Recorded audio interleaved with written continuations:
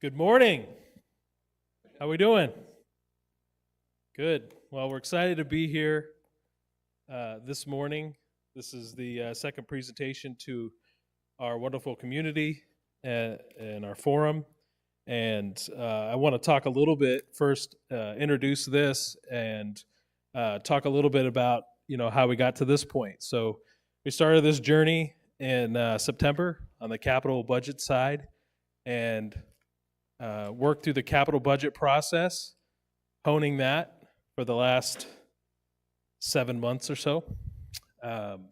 In that process, we've had, between the capital budget and starting the operating budget in February, as far as the presentations, we've had about 38 public discussions, committee meetings, engagements with the community, these forums, working groups, from talking about indexing and CPI and those great kind of number conversations, all the way to talking about working groups with the golf committee on fees and golf rates, and has culminated to this point. And we have a recommendation from our Budget and Finance Committee, Treasurer Rhodes and his committee, on this budget, and we're excited to present it today. And we hope that that it comes out in a way that you understand it, and creates some thoughts and questions or comments. And we're happy to take those at the end of the presentation. And anything we can do to help the process and help the understanding. And we're just excited to be able to present this today. So we're going to start off with our annual financial plan community forum, and we'll start off with Katie O'Grady, our General Services Officer. She's going to talk a little bit about Sun City West. All right. Thanks, Cliff. Thanks, everyone. I know a couple of you were here yesterday, so you must really enjoy this. Most of you hopefully are watching this from home, or you're going to come and watch this video later because it's on YouTube. And thank you for those that you showed up in person. There's so much to do in Sun City West that take time out of your schedule to show up in person really shows your commitment. We appreciate this. As Cliff said, the budgeting process is long. It goes on for several months, and getting from point A to point Z is not a straight line. It never is. It's a long and messy process. Budgeting always is. And in a community like ours, a master plan community, it's even more so. If we were a corporation, a for-profit corporation, it would be much easier with a CEO putting the dictate down and carrying that out. Even with a brand new master plan community that the developer is still in control and has control of the governing board, it's still much easier. Everything's brand new, and you can build the newest amenities, and it's easy to maintain and sell those homes. But we are 46 years old, and things have changed quite a bit from when these gentlemen first broke ground in Sun City West. When they did, they were enjoying the success of Sun City. They were very excited. They wanted to repeat that, but they also wanted to make some changes because of course they did. They didn't want to repeat everything they did in Sun City because that wouldn't make sense. Times had changed. Sun City was built in 1960. This was 1978, 79. They wanted to do the same things that they had done right, but they wanted to meet the newer generation, the newest trends, make some changes and tweak on what they had learned from those mistakes in Sun City. So there was a few differences. And even as they were building this community, things changed. There was a real estate bust, and land they had purchased south of Grand Avenue, they had to sell off because the market had changed. So we learn, we change, we modify, and that's what we do here in Sun City West. We're not going to keep doing the same thing over and over, and that is part of this budget process. We can't stay static. We can't continue to do the same things over and over. We modify, we learn, and that's what this budgeting process is. The dues change to accommodate changing needs. The reserves have to be in place to help meet the changing demographics. And you'll see we're not the same place we were when Del Webb broke ground in 1978. 3 distinct generations have lived in this community. The greatest generation was the one that moved in when we first broke ground. The boomers came in, and I was here when that happened. I was a reporter at the time, And it was a big, oh, the boomers are coming. Don't worry about them. Nobody cares. We're here. It's our community. No, they're coming, and a little bit disruptive. And people were upset. They started coming into the clubs and changing things and asking for things. And now that is who is here, is the boomers. But that is life, and that change is necessary. And you want to accept that and moderate it and change so that you continue to be relevant. We have a more than 50-year generation span here in Sun City West. That means the amenities, the dances, the events, all of that has to reach a broad array of residents to be relevant, to be exciting, to keep our home values up. And our budgeting process takes that into consideration. It's not just inflation went up, let's increase the dues. That's not how this process works. That's why it's long. That's why it takes a while. That's why we need input from the community, from the governing board, and from the staff that studies those trends outside the community. So we also are beholden to the corporations and the laws that govern us. We are a planned community, Title 33, under Arizona Revised Statute. Well, what does that mean? Arizona planned community. We're not a city. We're not a corporation, a for-profit corporation. We're a planned community.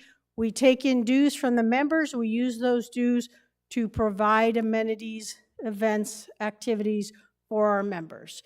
And we also are responsible for keeping an eye on the long-term future of this community. We're not just planning for tomorrow, cool, we got some dances and events. We need to make sure we're here for the future. Not every master plan community can say that. I mean, you look at Youngtown. We are planning for the future. We're also a 501c4 not-for-profit organization. It's not about the bottom line all the time. Certainly, we keep the dues in mind. Certainly, that's part of who we are and what we want to do. Our philosophy is having the most amenities and having the most events, not having the lowest dues, but certainly not having the highest. We want to be the best of everything. If we were a for-profit, we would be running things much different if we were answering to the shareholders. We had a really good question last night about, have you taken a look at all your hours of operation and made some hard decisions about closing facilities early or having different hours of operation based on the bottom line? And yes, we have, but those decisions are moderated by, we're here for you, the residents. If we weren't, if it was all about the bottom line, the mighty dollar, we would have much different hours of operation. We wouldn't have as many clubs. We wouldn't have as many activities. How many free activities does Casey put on every year?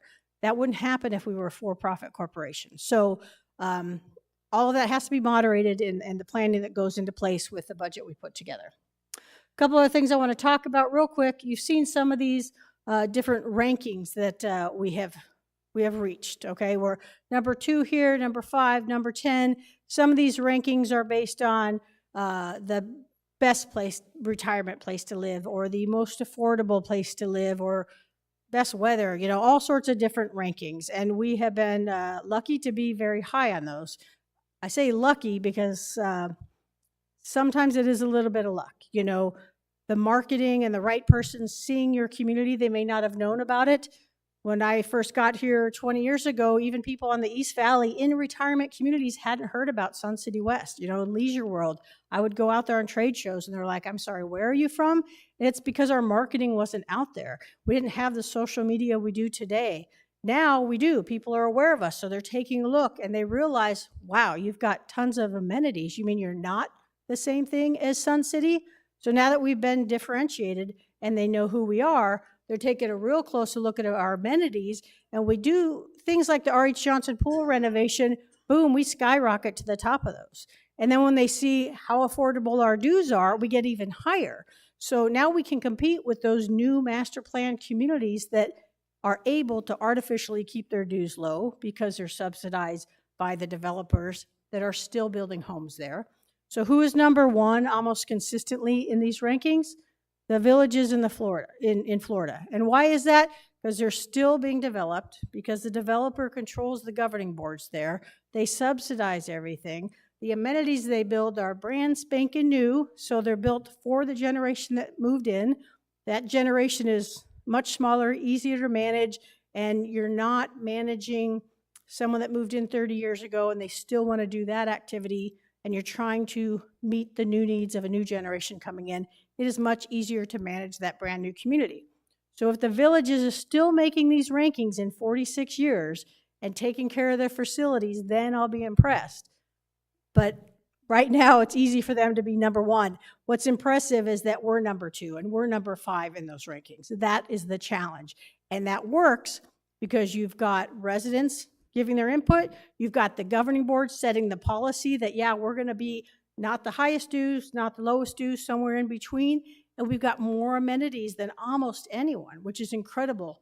Very few groups can meet that. They just don't build them like that anymore.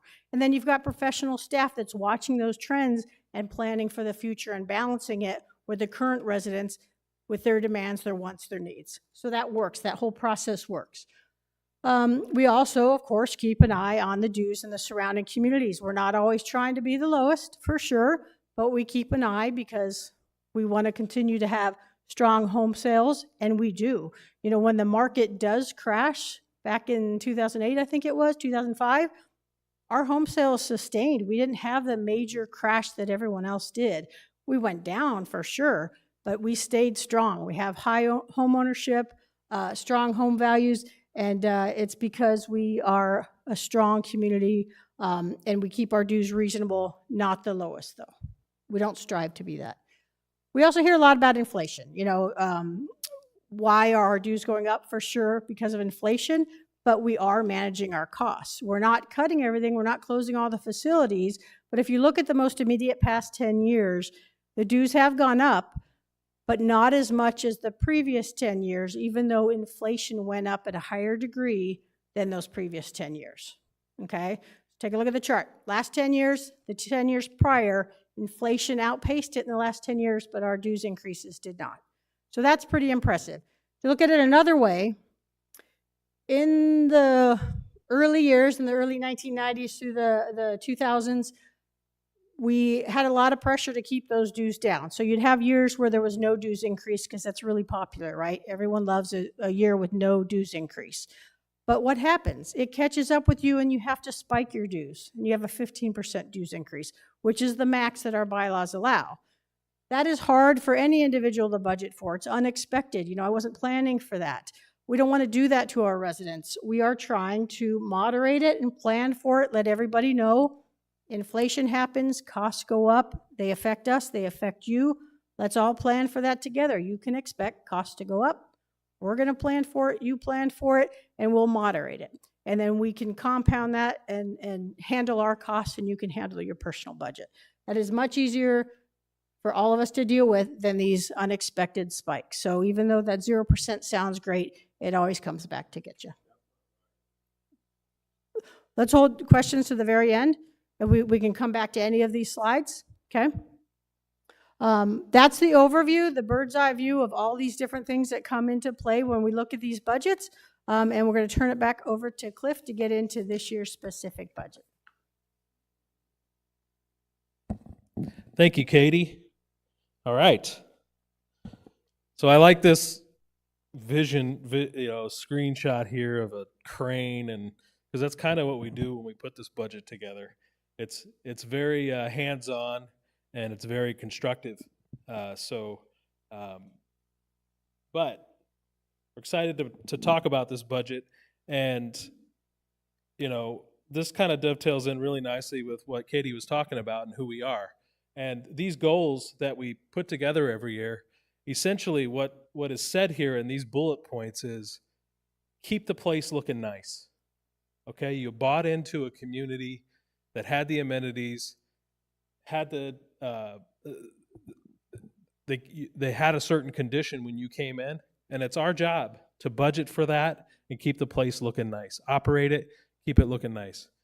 We also want to protect it. We want to protect our assets. We want to protect this community. If this community impacts your real estate values and the facilities that are here, we want to make sure we help you protect that. So that's what we're doing with these budget goals as well. And also we want to operate in a safe environment, not only for our employees, but our community members. We want to make sure we take care of things so we're not open to, insurance claims and things like that because we haven't taken care of a facility, we haven't fixed a crack, we haven't done a repair somewhere where it needs to be done. And then finally, we want to keep the place attractive to new community members because that's part of what we do. Being 46 years old, we have to continue to make sure the facilities look and present very nicely. So when people come in here, they go, wow, what a great deal. I want to live there. Again, helping your property values. So that's what we're trying to do here. Those are the main objectives of our financial plan every year.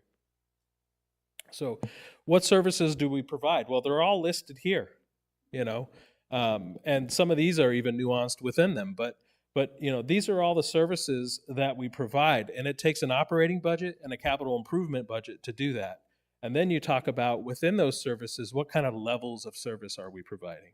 What types of services, like we have a membership office, for example. Well, we know that members like to come and pay their dues. They'll get dressed up, show up with a briefcase, click it open, write a check, talk to the clerk about what their grandkids are doing or whatever. That's part of the experience. That's part of what we provide here. That's what our members want. Okay, so there's different service levels within that. If we wanted to close membership and make it online only or appointment only, that's not what we're getting from our community. That's not what our community members want. Okay, so when we manage this, when we manage our services, we have to manage to what our community is asking for. All right? It's not just, hey, we can save money, close. Hey, we could save money, only sell something online. That's not how we operate. That's not how we do things around here. Okay? So we're doing in the face of rising costs. All the things around this from 21 to 24, gas, fast food, eggs, auto insurance, those are all impacting our members. They're all impacting our employees. Okay? These are rising costs that also impact the operation of the rec centers of Sun City West. And you can go down this list. And we showed this list because we wanted to show you in the face of 17% inflation for those from 21 to 24, what the cost of those things, what that means in real dollars as well. So, for example, auto insurance, the highest, and property insurance as well has gone up significantly in the last 2 years. These are things that we're dealing with. But if you compare that to what you're paying in 2024 for member dues at $43 more per year, heck, you're paying, if you buy 2 dozen eggs a month, you're paying more for eggs than a member due. All right? So we show this to show you that we're doing the best that we can to keep dues down in the face of all the rising costs that we have. And that takes great management. It takes a great team. Okay? It takes an engaged community and a governing board that's listening to that community. And that's what we're doing here. And that's what we're proud of. We can always do better, and we always try to do better.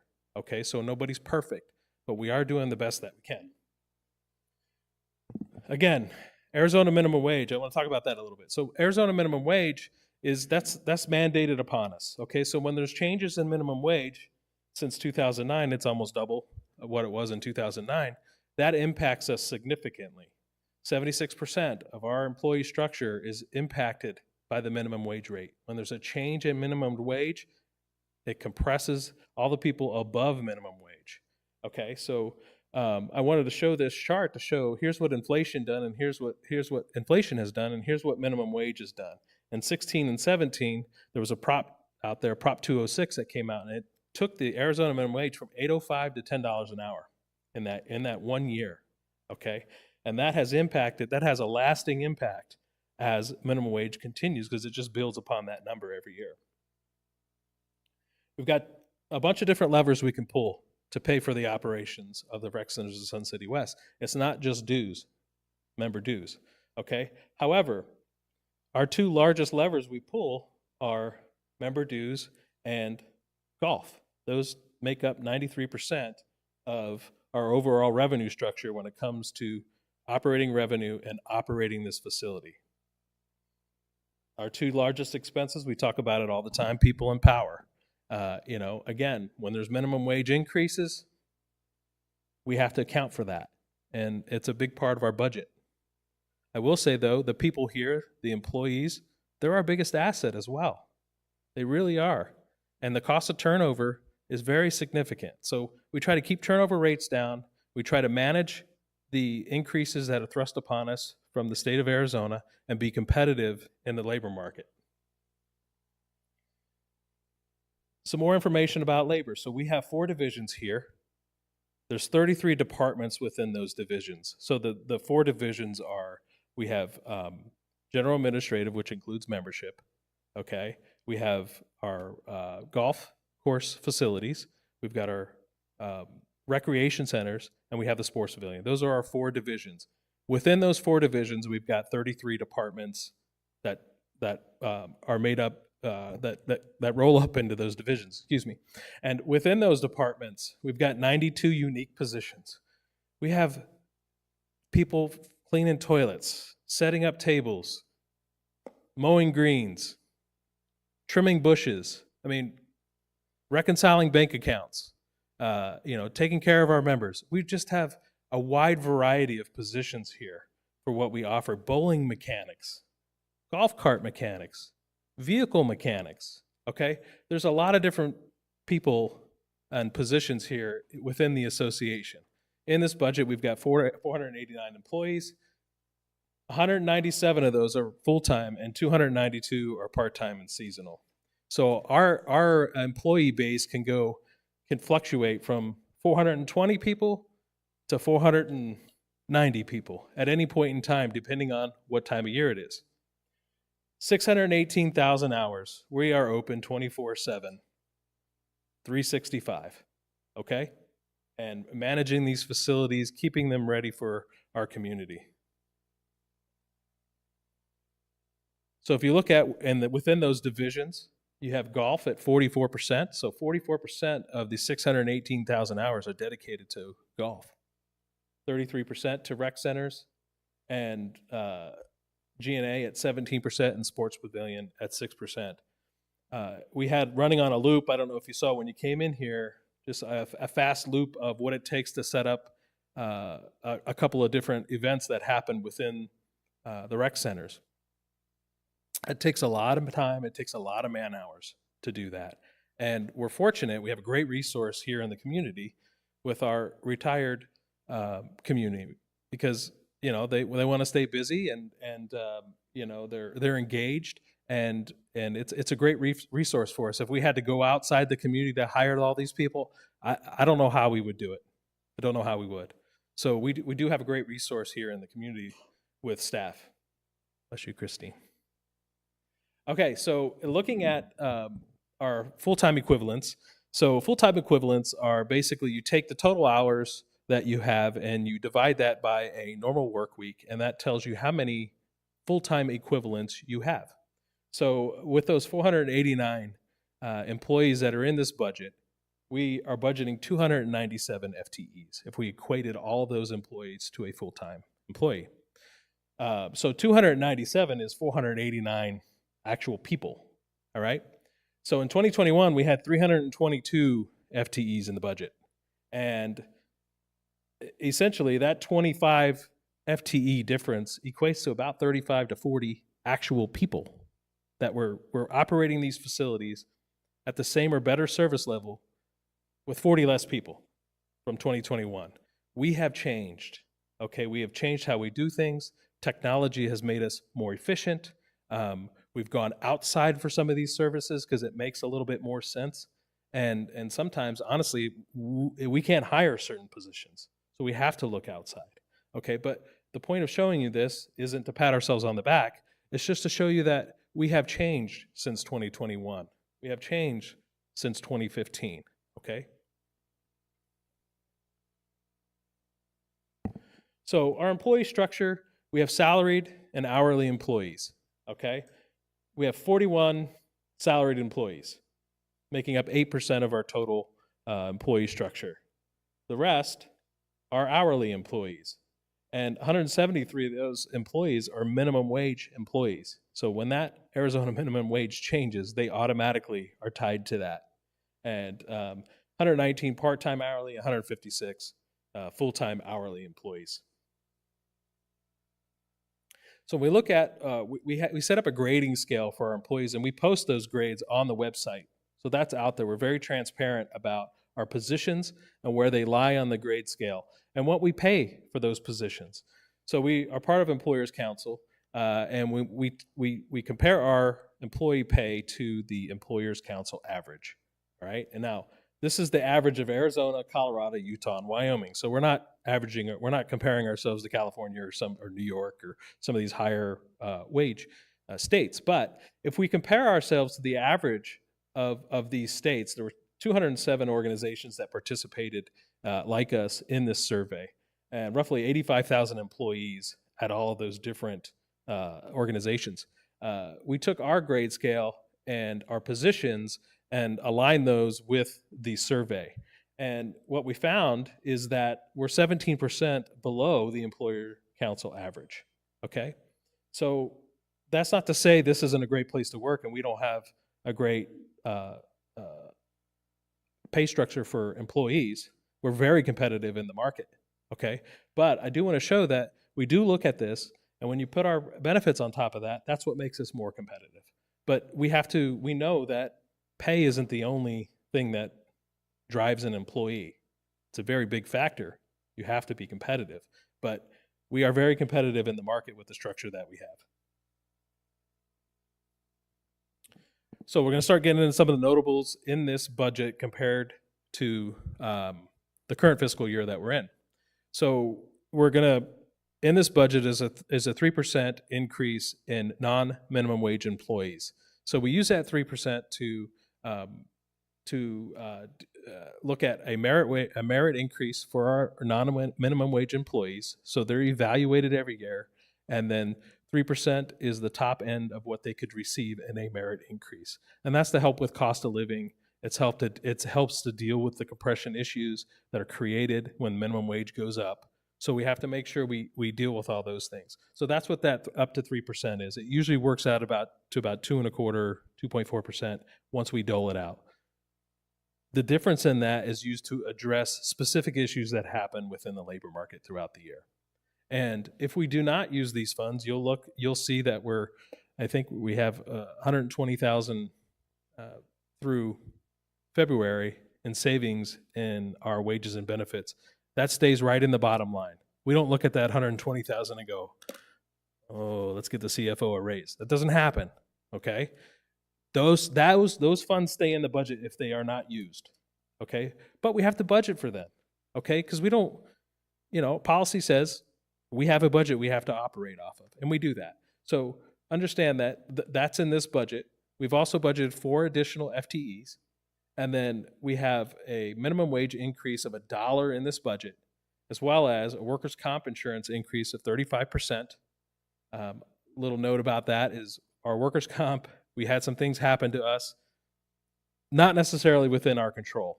But when they do something called an EMOD, I don't want to get too much in the weeds in this. Our EMOD, unfortunately, we've got a range of time that's hurting us that eventually will fall off on our EMOD. And we are trending in the correct direction. We've implemented, we got a safety person hired, and we've implemented our safety and HR team have implemented a bunch of safety and reporting things, and we're just doing things a little bit differently now, and we are trending in the correct direction. So we're going to see that come down. But we did have an increase this year.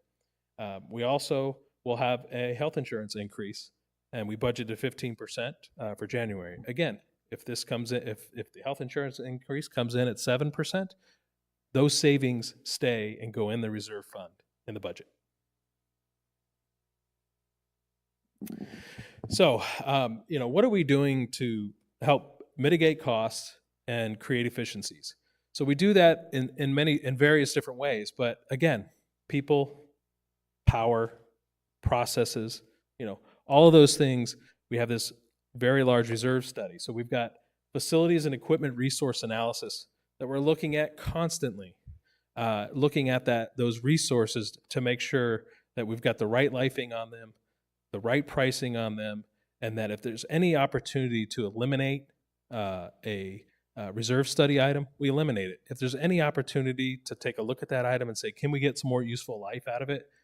We do that as long as it makes sense. So it doesn't cost more to keep it than it does to replace it. So we're constantly looking at that. The team, Russ and Carl and their supervisors are looking at that study with Pete to make sure, we're doing the right thing there. There's a bunch of different things around process improvements, training, safety programs, best practices. We have 4 different divisions and 33 different departments.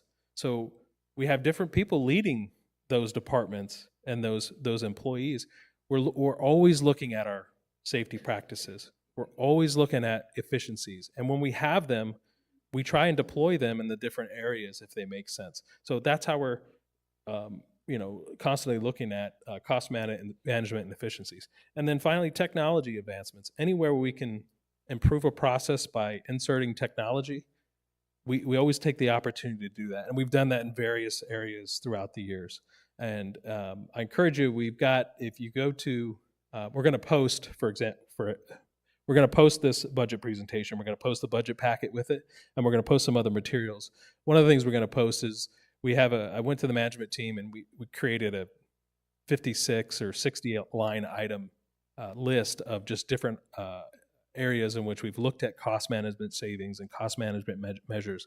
I encourage you to go down through that. We are constantly looking at these things, and we're always looking to get better. And then when we do, we incorporate that into our budget. Some other expense and notables. I don't want to spend too much time on this because you can go in and look specifically at specific line items, because we'll also attach we present the budget by category, but we give the details of each category as well. But some of the things that are impacting us, so we talked about payroll and payroll expenses and benefits. So we have a 4% overall non-payroll operating expense increase. Now within that, we know that inflation, for example, just came out in March, 3.5%. Okay, 3.5%, up from 3.2, up from 3.1, down from 3.4. Okay, so we know inflation is still here, and it's going to be here for a while, and it's impacting us. So, but we have an increase, 4% in overall operating expenses not related to payroll. And within that 4% is a 5% utilities increase. This year, our utilities increase I think it's about 10% now through March. But we know that our utilities are going to go up. And when that happens, a 5% increase equates to $126,000 into our budget. Okay, so we're budgeting for that. Again, if this doesn't happen, and we have a very mild fall, where last year we had record temperatures, and we have a very mild fall, and there's a savings in utilities, that all goes back to the bottom line, which goes back into the reserve fund. Okay, but we're going to budget a 5% increase. We made some moves in our janitorial staff and our landscape department that are creating offsets, but they're creating savings in the operating expense, but increases in the labor expense. But those are impacted in this budget. We have some specific projects: $75,000 in parking lot seal and stripes, $31,000 in cart path repairs, and $15,000 in hardwoods that are in this budget. We had I'm going to plug a meeting. On May 7th, we have our budget and finance meeting. We're going to have Brown and Brown here, or Hayes, talking about our property and casualty insurance renewal. I said this earlier. Everybody is probably experienced. I know I am. Insurance rates going up. I had 0 claims last year, yet my insurance rate went up. That's happening to the association as well. We had a couple of claims, but very small claims. They do a 3-year run rate on a 5-year run rate on that. We've done very well. However, in spite of that, because of what's going on in the world, we're experiencing a property casualty insurance increase. So we did some things. We'll talk more specifics on May 7th. If you want to see the details of that, I encourage you to come to that budget and finance meeting. $42,000, we're going to add some cameras. Again, back to the whole safety and insurance conscious. That's what we're trying to be. So we're going to install and upgrade some existing cameras to make sure that we're keeping a good eye on things in the facility. And then some legal and other contingencies that are out there. We had a recall vote, for example, this year. We didn't have that budgeted. Unfortunately, we're going to put that in the budget for next year. Hopefully that'll be a savings and we won't have one. But 100,000 additional in legal fees. In 2023, we had 118,000 for the year. For FY24, that's going to be close to 250,000 in legal fees. A lot of these things are just out of our control. There's things happening in the legislature, bills getting passed, just different various things that we have to make sure the association's protected. And that creates, unfortunately, a cost that gets thrust upon us because we need to make sure that we're doing the right thing. So a lot of things that have happened that are driving up those legal fees. 42,000, we're going to have a savings there. Within the capital budget presentation, you're going to see we're going to upgrade our phone system, and that'll create an efficiency for us. So how are we going to deal with all these increases?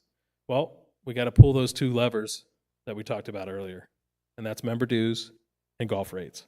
So the proposal in this budget to address these increases in the operating budget is to increase the annual member dues 5.6% from 540 to 570. On the golf side, we're budgeting 320,000 rounds of golf, and within those rounds, we're going to instate a non-member golf rate increase. So these are our member guests and our public people that just show up and golf. We're going to put an increase in there, work with the working group and the golf committee to put these together. One thing that came out is they also wanted to align the public and guest rate. So we'll implement the increase and then bring up the guests to the public rate, which is about a $2 difference. And that will be ultimately a $6 to $8 increase during peak and transition seasons, and a $2 increase during the summer, and then a CMP card increase of $25. On the member side, members make up 82% of the overall rounds. So when we make a move of $1 or $2, it has a significant impact on. You basically have 260,000 rounds of golf. So take that times $1, that's $260,000. So we're going to implement, we're proposing to instate a $2 increase during peak for our members and a $1 increase during transition and summer season for golf. And we also have some cards that don't pay a specific rate because they pay the card rates. We're going to increase the unlimited card $200 and the Twilight card from $1,399 to $1,500. Those are in this budget. And then we took a look at our employee rate. We hadn't increased that for a few years, so we're going to increase our employee golf rate from $12 to $15. Again, when we talk about the service levels, when we talk about what we provide, the cost to provide the golf and the conditions and the facilities that we have that are second to none in the Valley for the types of courses that we have, those costs are going up. Cost of seed, cost of electricity, cost of labor. So we have to address those. And golf brings 11 million $12 million in revenue to this community, which offsets member dues. And that's great. That's a great thing. And we want to keep that. We want to protect that. So when we look at the rates, we have to be careful about what we do to outside golf. So we have to be very strategic on that. And there's a whole process that we go through. Pat and his team, the golf committee, we actually had a working group on it this year. So we take a look at that. We're very conscious of that. Now, bowling. Busiest bowling alley in the state of Arizona, 291,000 lines of bowling. In this budget, we did instate a new rate for our non-member, non-league bowlers. That basically our league bowlers, if they're not within the community, they have to buy a special card to be in the league. Okay, so this rate is for guests of those bowlers who bought that card and they don't have a guest, so they're going to pay a higher rate to bowl. So we put that rate on the rate sheet for bowling this year, and then we took a look with Barry Hardesty, Greg, and sat down and we have some kind of dead times in bowling throughout the year during the week, and put some bowling tournaments together to help fill that time, which also helps sell more beer and gets more traffic in this sports pavilion. Now we've got this great resource to our reserve study, to our reserve fund, and it's called the APF fee. And this was instated sometime in the early 2000s, 2002 or 2001, I think. But this helps keep dues down as well, okay? Because every dollar that comes in for an APF goes right into the reserve fund, okay? So those APF funds cannot be used for operations, but they do go in the reserve study to pay for capital improvements, okay? So this year we're going to budget 1,100 title transfers in the community. So 1,100 either new people or people upgrading or downgrading their current situation within the community based on the APF policy, and that'll generate roughly $5.8 million. That'll go right into the reserve fund. We're putting an increase in there of $200, but the total revenue generated from APFs will be roughly $5.8 million. So what is this impact on an actual financial statement? I know this is what everybody's been waiting for, to see the financial statement. So here it is. Exciting. Christine, I know you could barely contain yourself over there. Okay, so here's what this looks like. So I talked a little bit about this earlier. These are the different expense categories that we have. What will be attached to this is a detail of what lies within those categories. That'll be posted as well. But overall, 5% increase, 6% in wages and benefits, 4% in non-wages and benefits, operating expenses, a total of 5% increase in total expenses. To cover that, the proposed increases in our rates of 5% will cover that. We present a balanced budget, and then that will return roughly $1.17 million into our reserve fund.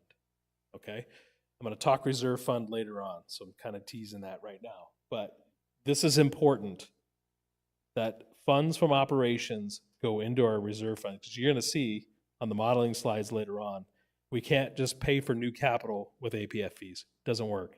There's not enough.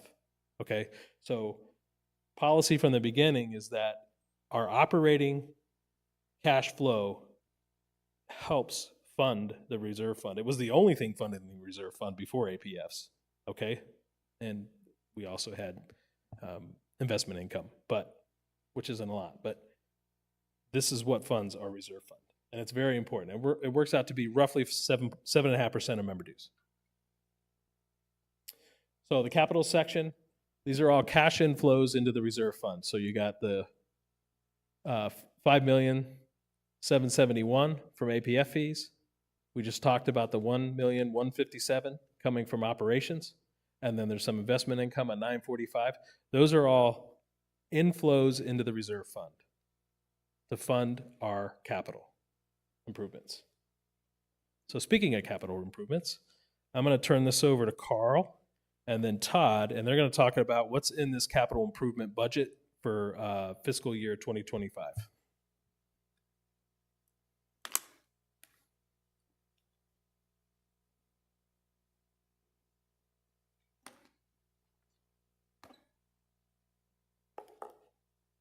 Good morning, everybody. Good to see all these smiley faces. Thanks for coming. We had a wonderful turnout last evening, and sharing the same information again today for all you available this morning. It's my pleasure to be able to share our FY 24-25 proposed capital improvements discussion today. Todd and I have a lot of good information to share with you. A couple of notes prior to a breakdown of what the capital list for the year is, that as soon as we get this budget approved by a governing board, our job starts all over again July 1st. So it's a misnomer that maybe when we start our committees in September is when this process starts over. But actually, from day one of our new fiscal year, July 1st, we begin taking our next season's list from members like yourself, club presidents that create CR13s for club improvement requests that are new capital, our reserve study allocate assets, and tally all of the things that are scheduled for useful life to be repaired and replaced in the next fiscal year. And a little information for this budget that we're looking at today. From July 1st of 2023 to September 1st of 2023, this list began at a $16.5 million initial list. And that doesn't really catch us off surprise. New capital is probably the biggest component that can catch us by surprise a little bit or lead to much greater conversations on how the development of next year's fiscal plan is going to go. But through those months of July 1st to September 1st, the management team took a real hard look at that $16.5 million initial list. And we created a strategy plan to make a deferral of approximately $5,164,000 in determining, are these needs versus wants? Can a room like the lecture hall here, whose carpet came due a year ago, does it really need to be replaced? Do we have the opportunity of gaining an extra year or two out of this carpet? Those decisions get made on every line item that is proposed or in our hands on July 1st of every fiscal year. The recreation area, golf ops, golf maintenance, we all take the same look. There are items that get eliminated. We evaluate how we are operating from an efficiency. Is the tool still needed? Does it need to be on the asset preservation tool to be funded for a future year's replacement, or can that tool be eliminated, or can that component of our assets be removed from our list? Overall, by the end of that discussion and preparing for our capital presentation season to our governing board and its committees, we deferred $5,526,289 to get to today's discussion, where the budget shows approximately $10.9 million.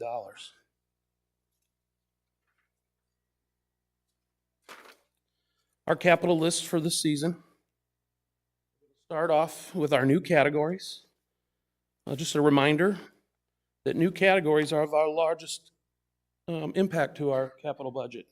They're new. These aren't dollars that are pre-planned specifically for the idea of what a club or a member or a governing board or staff brings to the table for new improvements to the community each and every year.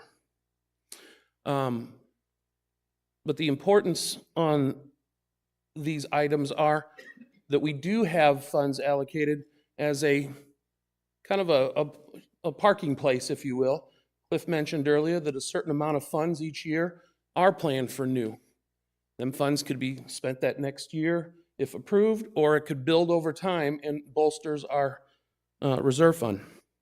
This year's new capital items begin with the sports pavilion conversation of a Lizard Acres barroom renovation for $225,000. This would include a 40 new linear feet of bar top and bar area, static seating for 160 to 80 people, relocating equipment that we own, purchasing some new equipment for that expanded area, and an overall renovation of the Lizard Acres bar area. A few of these new projects, I'm going to go in a little more detail as I get through this list and give you some explanation of the things that we've talked about with our committees and our governing board over the last 7 months. So even though you are seeing this in a full proposed capital budget today, there are conversations of deferral continuing on to make sure that the governing board feels that we have the right budget approved by the end of this year. And those determinations will be made here in the next couple months. Moving on to the next project, we have the library expansion, renovation, design, and architecture documents for $100,000. Those documents, those fees would be for the idea to expand the library, renovate the library in a future year. These fees allow myself and other individuals involved, like architectural and engineering firms, to be able to put together documents 60% plans that eventually can get in the hands of general contractors and myself to formulate the best cost estimate for future planning of a library renovation and expansion. Not all of these funds, just because the request is for $100,000, does that mean by the end of the year that that would be spent? If I can get all these documents for $35,000, or if we get to a place in discussion from some portion of documents that says, no, these kind of pre-development projects need to be placed on hold, then we pause. But the appropriate thing to do is ask for the funds so that we're prepared to move forward with future planning. The next new item is the Beardsley Park iron fence with gates. This is approximately 400 linear feet of fencing around the Beardsley Park. This helps us eliminate the costs from monthly staffing, setting up and tearing down a metal post system with snow fence that gets damaged each and every year and needs to be replaced. The hard labor and time that goes into that, and would create us a beautiful final iron fence environment around the park with good exiting zones that already exist per the sidewalks that exist today. Help us with control measures, help us be able to secure the park in times that need to be secured, maybe in the evenings, late evenings, such as that. $67,500. The facilities maintenance department has asked for a tractor with backhoe, as seen in the picture here, $55,000. This helps facilities maintenance. It has a useful life set at 20 years. It offers rapid response time, reducing facility closure timeframes for repairs, emergency repairs. The average usage of this request has been based off of approximately 10 times a year. We have this request and we have to go out and rent a vehicle. They're not always available. They're not cheap. And we generally need that vehicle for multiple days to do a repair. And the final thing is it would reduce the ability for general contractor hiring and the loss of time of our employees going and picking up a rental. Moving on, the Coons Tennis Facility renovation for $50,000 request. This is identical to the library. This is a request for funds for documents to develop a plan for the future, to make a best determination of the best use of the Coons Tennis Facility as it sits today. We've had much discussion over the last few weeks and months over what is the best use for that. We honestly do not have that answer. These funds help determine that from a construction point of view. At this moment in time, I think we're going to try to tackle that from a discussionary point of view on, what does the community need? What do our sports clubs need? And the governing board is going to help us with that determination. The funds are still being asked for documents for the future in case we get down the road. And then finally, in the new capital section, items under $50,000, we have a metal shop climate tech control system for $36,135. This will give us the opportunity for the first time to do what we do in the rest of our rec centers and have a technology system that controls the HVAC and the efficiencies of how HVAC systems are being used at the metal shop. Right now, it's just on our honor, setting times on a thermostat and hoping that we do our best.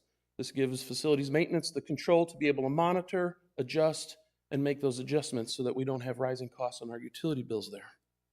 The Palm Ridge Pickleball Facility Monitor Station is a guard shack for the cost of $30,000. That is for the structure, a pad, utilities that need to be hooked up for that.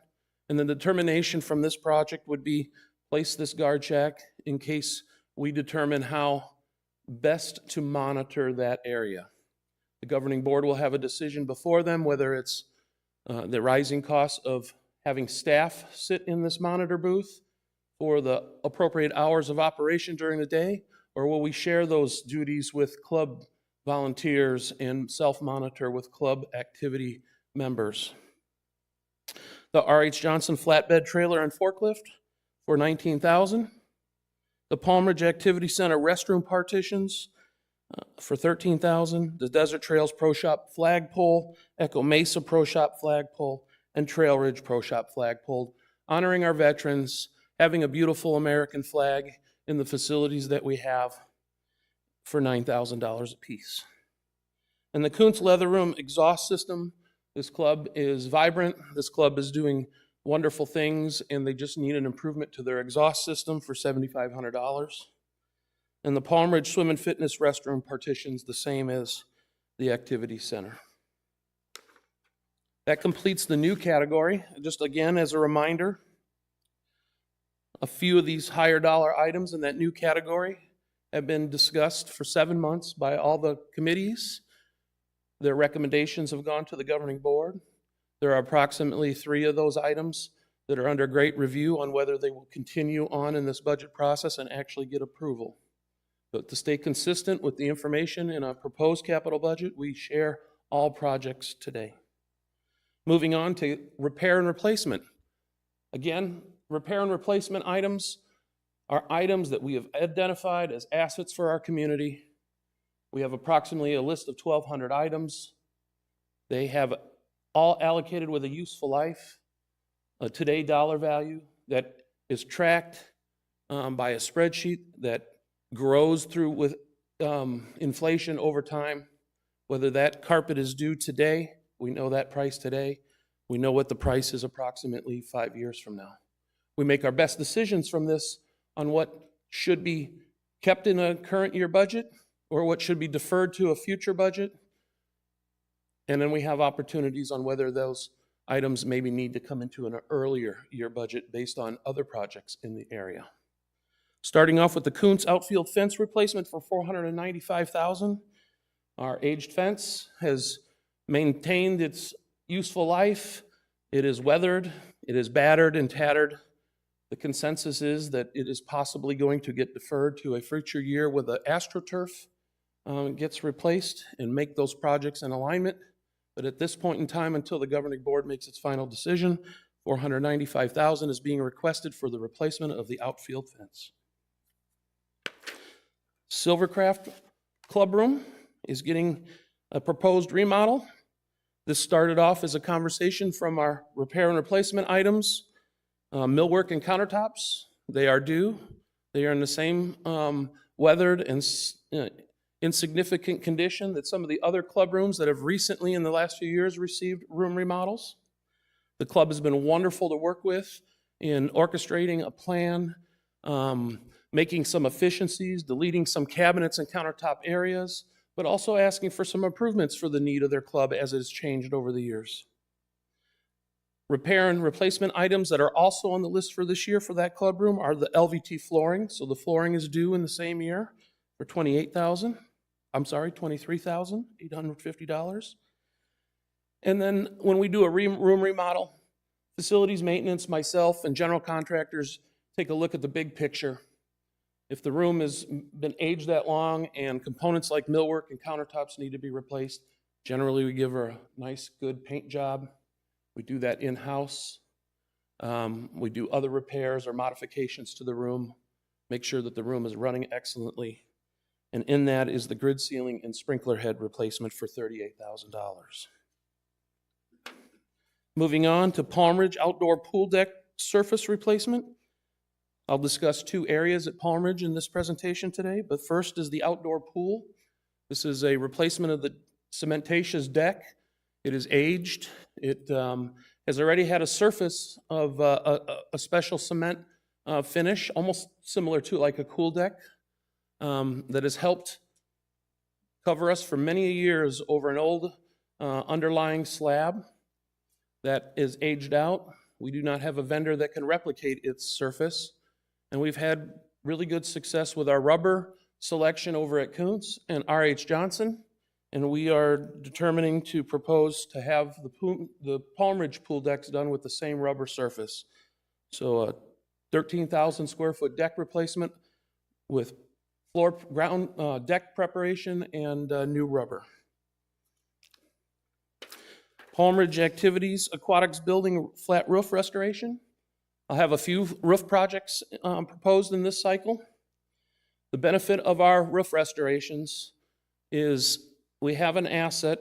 It is a multi-component roof system.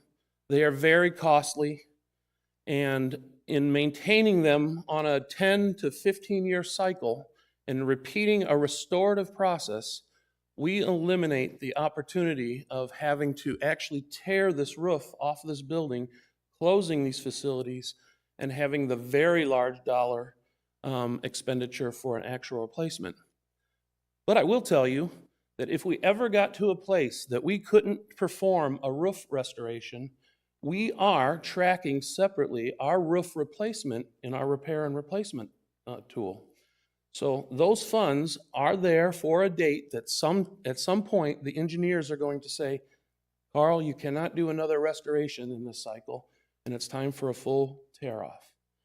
But in the case of this season's roofs, we are extending our, all our roofs are available for a roof restoration, and that includes a 10-year extended roof warranty, and generally I get 12 to 15 years of extended life out of our roofs due to that restoration. The R.H. Johnson Tennis Facility courts, 1 through 16, we have been requested just in the last month. Our properties committee made contact with the tennis facility, tennis club. They have shared with facilities maintenance and myself the conditions after making a couple years decisions to carry forward and try to get some extended life out of our surface at the tennis facilities. So our tennis facility today is 7 years old. The recommended manufactured replacement for our surfaces is 5 years. Generally, we get 6. In this case, we tried for 7, and the time has come due that it's desanding. We maintain it safely so that the players can play today, but it has been asked for it to be included in our current year proposed budget for $160,000. The Palm Ridge Fitness Center cardio equipment for $159,000. If you're not aware, our cardio equipment is replaced on a 5-year cycle. We have 4 rec centers, so every year a rec center has its cardio equipment replaced and a down year in the 5th year. This keeps our cardio equipment, which is the most heavily used equipment. It goes through a lot of use and abuse. Facilities maintenance has a wonderful management team that keeps those machines operating beyond their warranty years. But in the 5th year, the rec centers saves to have those items replaced. Palm Ridge will also be getting a strength equipment replacement, and I'll discuss that in a moment. Another roof restoration at R.H. Johnson's admin flat building. Again, a 10-year extended roof warranty through this restoration.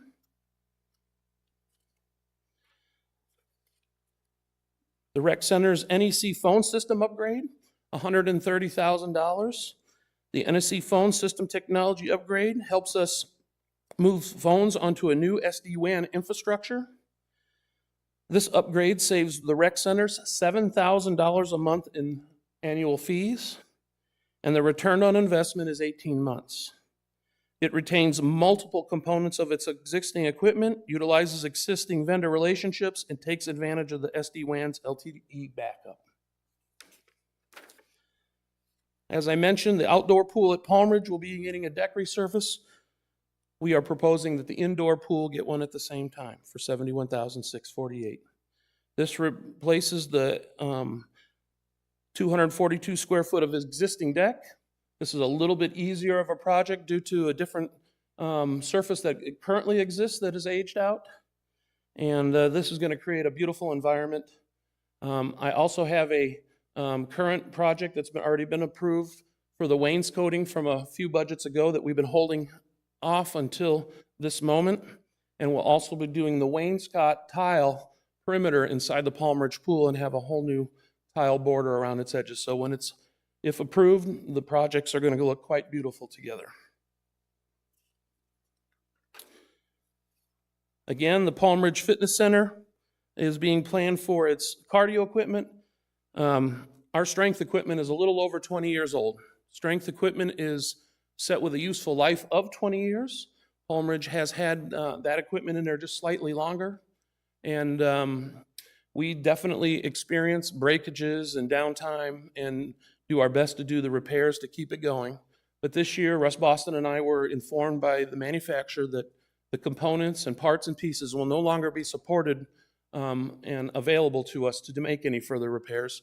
So in alignment with the cardio equipment, we are going to do the strength equipment replacement for $64,000, if approved. Another flat roof restoration over at the R.A. Johnson Fitness Edition, small maintenance building and pool storage building. And again, this includes the 10-year extended roof warranty for continued life and success of that roof. Facilities maintenance has a truck, pickup truck that is due for replacement for $54,573. The previous truck is a 2010. Each year, facilities maintenance team has multiple HVAC units around our campuses that come due.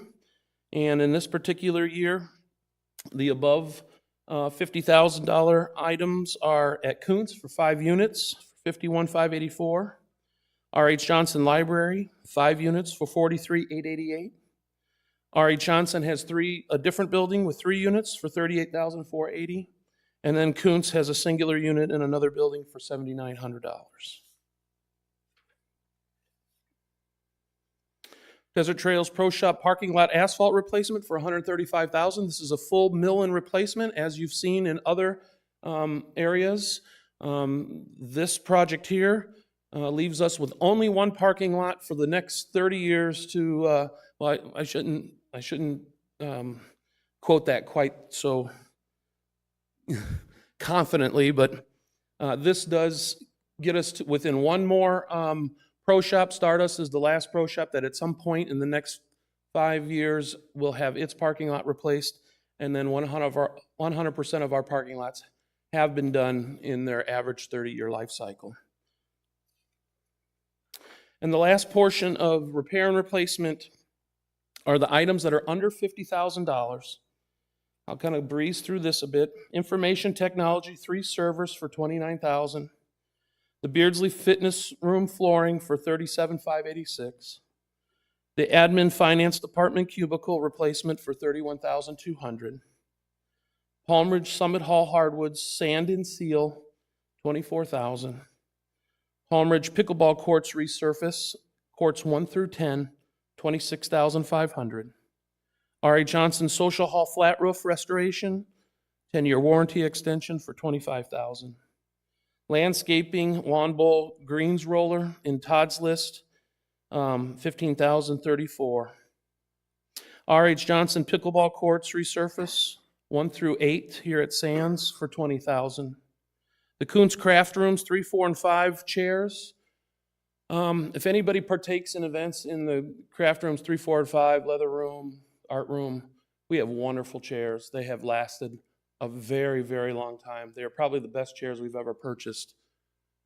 But the fact of the matter is that our average demographic of age, 74, we have an overwhelming response from our members that the chairs are too heavy for them. And they are. They are very heavy. They don't move very easy. They have asked and asked and asked if those chairs could be replaced to a lighter, more helpful chair for their ability.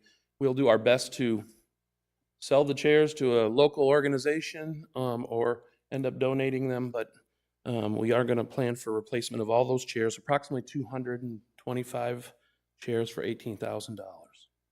Admin member services awning replacements is due. It's tattered, tore for $9,500.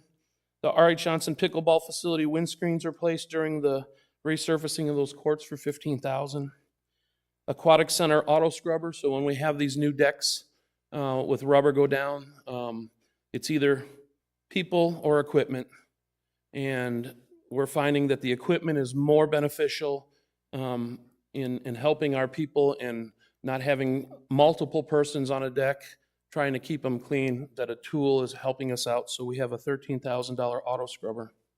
Palm Ridge pickleball facility shade fabric replacement. Their fabric is tore and met its useful life. And then the Palm Ridge pool spa heater replacement as Russ Boston and Facilities Maintenance deems it's needed in the year. Other than Todd's items that he's going to discuss, there's one more component to our annual budget and capital, and that is called our allowances. This is when unexpected things happen.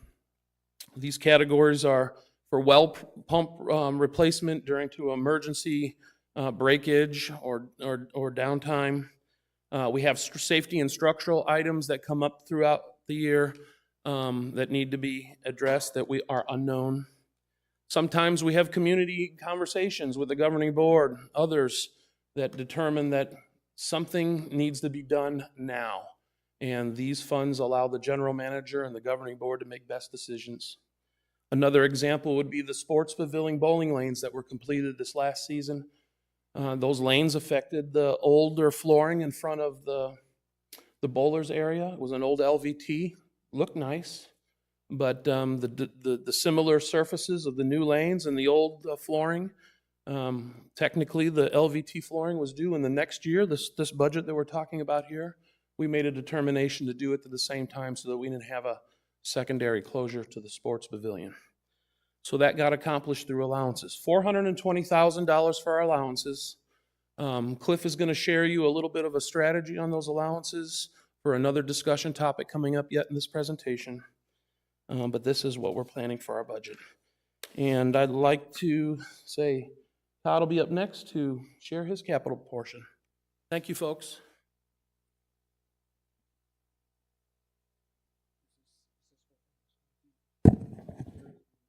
Okay, great. Good morning. Like Carl mentioned, I'm going to go ahead and review our capital budget for environmental services, which is landscape maintenance for the rec centers, and then our golf course maintenance for the 7 courses. So we'll go with our equipment replacement plan for golf course maintenance. And you can see that this year we have 19 units scheduled for replacement, and these are all on the reserve study. And it varies between greens mowers, fairway mowers. We have fertigation system in there, bank mower, greens rollers, turf vacuums, and those kind of things. So these are all the items that we use on a daily basis to maintain our 7 golf courses. $992,838 is what we're looking at for our golf course maintenance equipment replacement. And then on the vehicles for golf course maintenance, we have 13. Those are 11 light and heavy duty utility carts. And again, those are used for daily maintenance for our crews to get around to change cups and do the daily work on the golf courses. We have 1 pickup truck in the list, and that's for transportation. And then we have 1 dump truck, shared equipment. And that means that we easily house it at Echo Mesa. And then if anybody needs a dump truck, which we're using today, because we're aerifying greens and fairways over at Echo Mesa. So that comes in very handy to use that dump truck to haul sand and other materials. I'd like to mention that we delayed the purchase of 4 units for a total of $161,000. Now, this is a common practice that we do every budget season when we review the reserve study and see what units are up for replacement. If we have something that's listed on the schedule and it's working and we're not putting a lot of money into it, to keep it up and running, we'll push it out another year or even beyond. Total equipment replacement is $1.3 million, or that works out to be $192,000 per golf course. And then just a summary of the equipment. You can see everything's listed on the side, what we're replacing. I did note that we have a rake-o vac, a Toro rake-o vac that's used quite a bit to sweep up debris, and we use it during the overseeing process. 29 years old, so we've got a lot of life out of that one. So our average age of replacement stands at 10.5 years, and I think that's pretty good. That's well beyond the useful life of our equipment, and I credit our golf course mechanics for that. Their preventative maintenance program is very solid, and so they're able to keep things in good shape and keep them running. And then our vehicle replacement summary. Again, I've noted an Isuzu dump truck, 30 years old. A lot of miles on that. We're replacing that. And then we have a Ford pickup truck, F-150, for 31 years. And again, it's got a lot of miles on that. So we're replacing that. So the average age is 13.8 years. And again, well beyond its useful life on these units. Carl mentioned in his report about the landscape roller for lawn bowl. replaces an 18-year-old unit, and that gets a lot of work. Almost every day we use a roller over there to ensure the smoothness and the speed of the lawn greens. It was on the reserve study, and we delayed the purchase of one unit, deleted 2 units, 2 dump trailers from the reserve study this year, and that's because of our staff levels have gone down. We do outsource some of our work in the landscape maintenance, and they have their own equipment. So we felt that we didn't need to keep those on the reserve study. And then utility cart replacement, landscape maintenance for $56,000. One heavy-duty utility cart, you can see up there on the top left. Workman, it does need a new motor, and sometimes when they're this age, it's hard to get a motor that's going to fit into that unit. One club car, street legal for transportation throughout the community, and again, that needs a new motor as well, $18,500. So again, these are all listed on the reserve study. In the golf operations department, we have rental carts. We have 20 rental carts up for replacement this year. Replace an average cart of about 10 years. And this is very important for our outside play and guest play programs that we have. As you know, outside play and guest play, they bring a lot of money into the community, into our golf department. So it's very important that we have golf carts available and good ones that are running. All right, on to the big project over at Echo Mesa, our irrigation and turf reduction project. Now, this is pretty much identical to the project that we did last summer over at Grandview, just on a smaller scale. You know, we took out 45 acres of turf. Over at Grandview, we're looking at about 18 acres at Echo Mesa, just because it's an executive golf course versus the regulation style golf course. So our proposed start date is April 7th of 2025. So we're just a little under a year away from breaking ground with that project. And I wanted to show this to you. This is a cost comparison on the irrigation and also the landscape costs that we had from the Grandview project that we did in 2022 to the prices today. And you can see that the irrigation cost per acre has increased by about $10,000 per. And then on the landscape, about $6,000 increase from the Grandview project. Rainbird rotors, you can see that has gone up as well, about a $30 increase on that. And then decomposed granite, $18 per ton increase on that. Now, I did run the numbers from the Grandview project using today's prices, and it would have increased our project cost by about $2 million if we were to do Grandview today with these prices. Now, I'd like to point out that the rotor heads, or the sprinkler heads, we can lock that price in as soon as we get approval of the project. So we'll do that. And then there's some other items in the project that we can also lock in. The decomposed granite, I think that's probably going to go up a little bit just because that's driven by fuel cost for all the dump trucks that are coming into our community to deliver that rock. So just a cost review, we did put this out to bid, sealed bid, to Heritage, Landscapes Unlimited, and also Wadsworth, 3 of the big players that do this kind of work in the valley or throughout the country, really. And you can see Wadsworth came in low at just over $5 million for this project at Echo Mesa. So to run the numbers, low bid, Wadsworth and everything, the design team, the pump station connection, transfer line connection, which is very important over there at Echo Mesa because that's vital to the other golf courses receiving water. In the event that a well pump goes down, we can still get water to those golf courses. So total project cost right now stands at $5.5 million. And then I put together a 5-year plan for golf maintenance and do this every year. As you know, we close 2 courses in the summer, 1 regulation course and 1 executive course. So this summer, we're looking at closing Pebblebrook and Stardust early June. We have some in-house projects that we have planned. And then when we get into 2025, you can see there's the Echo Mesa project. 26, we do the Stardust irrigation project phase 1, which is the mapping and all that, the staking of the heads and all that. And then we do the project in 2027. And then the same with Pebblebrook. When we get into 2028, we do phase 1. And then in 2029, we'll do the actual project, like what we're planning on doing over at Echo Mesa this summer. I'd say 60% of these projects our water conservation, which is very important nowadays, conserving water. So, all right, I'm going to turn this back over to Cliff.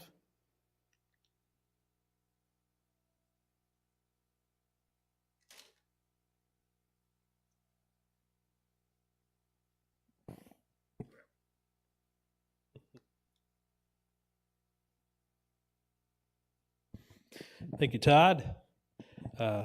One thing, Todd, in the Grandview irrigation project, how much were you able to save in that project versus what we budgeted? What was the total dollar on that when it was all said and done? 414,000. So as we go through this process with Echo Mesa, we'll look at ways we can save as well in that process, and hopefully we'll have the same result. But they analyze everything as they're installing it, looking at the plant structure, what's required, what makes the best sense, as well as lake shores and things like that, coming up with ways to have savings. And we do that throughout all of the projects.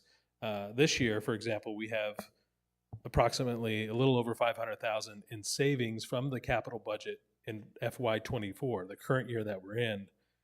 We have approximately 500,000 in savings in that year, and that's after paying for a couple of projects like a well pump and a couple other things that we use savings to pay for a couple of needs that were in the community. So throughout this process, just like operations, we're always looking to get more efficient.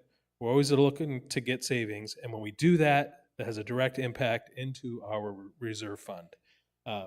So let's talk a little bit about reserve fund. This is some people would say this is the bane of my existence. No, this is what it's all about. Okay, so how much money do we have in the bank at the end of the day, and how does that relate to our fully funded balance? That tells us how healthy we are financially as a community. And ultimately, if we don't have to come knocking on the door for a special assessment, that's our ultimate goal. We never want to have to do that. We always want to plan for the future. There's been a lot of talk about strategic planning and master planning, which is very important. But I want to assure you, there's a ton of planning that goes into what we do. It is what drives us. The reserve study is what drives us. So we are planning. At the same time, we also need to plan for the future with new capital and with the needs of our community and communicate that out. And we're going to do a better job of that moving forward. But I want you to know we do have a plan. All right. So with that said, let's take a look at the reserve fund. So I get excited when I look at this because we go throughout these years, and you'll see this slide, for example, has two sections on it. One are the reserve fund inflows, and then the other section is the reserve fund outflows. So the reserve fund outflows, we talked about this earlier. Per policy, per the bylaws, our reserve fund is used for capital improvement. Okay, so we pay for not only the repair and replacement of the items that are on that 1,200 line reserve study, we also pay for new capital projects, enhancements to the community that are new from our reserve fund. And that's unlike maybe some of our surrounding communities. For example, Grand, they collect an APF fee. Well, that APF fee goes into a fund to fund new capital only. And they pay strictly from their member dues, 25% per their policy, 25% of their member dues goes to fund their reserve study. Okay? Their APF fee goes in a separate fund, which funds new capital projects. Our reserve fund funds both. Okay? So I just wanted to give you that example just to kind of compare the difference between our reserve study and how we fund it to another community. But you'll see on here in the capital improvements section in the reserve fund outflows, if you take the budgeted year of 25 at almost 11 million, it's 10,994, okay, and project that out, we'll have $48 million in improvements from our reserve study and new capital to fund based on this modeling till 2029. So built into those dollar amounts, there's 1.8 million in allowance and new capital. Okay, we don't know what those new capital projects are going to be. We're hope to have a strategic plan that will tell us what those will be in the next future. Okay, so we can specifically earmark those new capital funds, but we do model out new capital funds. So understand that that's in this modeling for new capital projects. The rest of that is repair and replacement. Okay, so 48 million, keep that in mind. If you look at the cash inflows, we talked earlier, APFs go directly into the reserve fund. They don't pay for capital. I'm sorry, they don't pay for operations. They do pay for capital.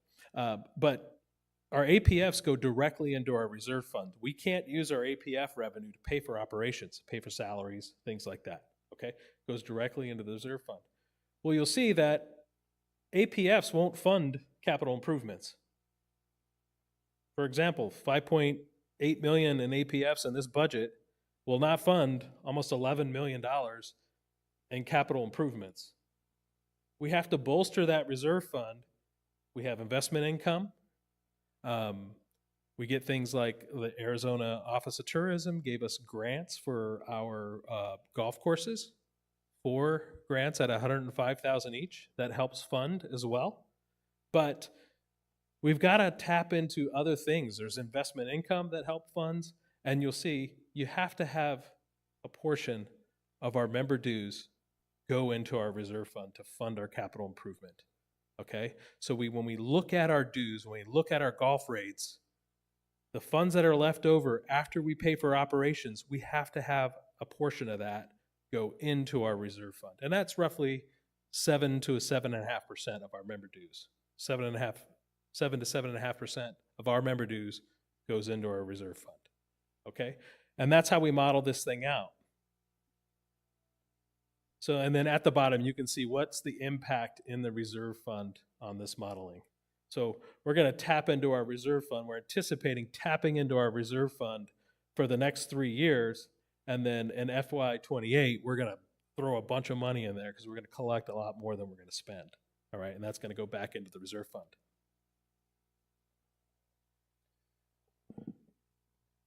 So when we talk about the repair and replacement of items, I want to just, Carl earlier just talked about a bunch of things, and he gave you tons of examples, roofs and pools and all these things that are in that reserve study.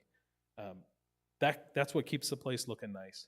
That's all part of those budget goals we talked about earlier, and it's all part of keeping this place safe, keeping it looking nice and attractive, keeping the property values up. Now, how do we know how healthy that reserve fund is? We have policy says that our reserve fund is to be 40, I believe it's 40 to 100%. Okay, we'll never get to 100%. Well, I don't know. I guess you never say never. But if we can get between 40 and 70%, man, we're doing great. Okay, and we have that, as you can see here. We model that out.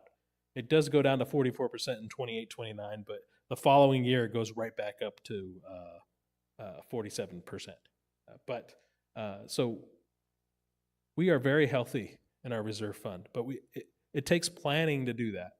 Okay, and when we plan, you can see again, the reserve fund balance may drop, but you look at that compared to the fully funded balance, and the fully funded balance is the used portion of the assets. So we have roughly 100 million in assets in our reserve study. The fully funded balance is the used portion of those assets. So you assign a life, and then if something is 5 years old and it has a 10-year life, you've used half of it. So half of that value is built into that fully funded balance. So when we look at the fully funded balance percent, that tells us how healthy our reserve fund is. And I'm happy to report we're going to spend $48 million from 2025 to 2029. Our reserve fund is going to drop $1 million based on our modeling. That's incredible, and that's something to be proud of. So that's how we model that out and talk about how healthy our reserve fund is. It's a big part of the budgeting process. It really is. It's the thing that doesn't get considered when we talk about member dues, because people just think, oh, well, you can member dues just pay for the operations. They don't. They also go into the reserve fund. So we have to plan for that. Okay, so that's the operating budget, and that's the capital budget for this year, for FY25 financial plan. There's something out there on the horizon that could impact us. So we want to talk about that. We have to have a strategy for that. The problem is we don't know if it's going to happen until after we've had the budget approved. So with that said, we are subjected to mandates that come from the Fed and come from the state.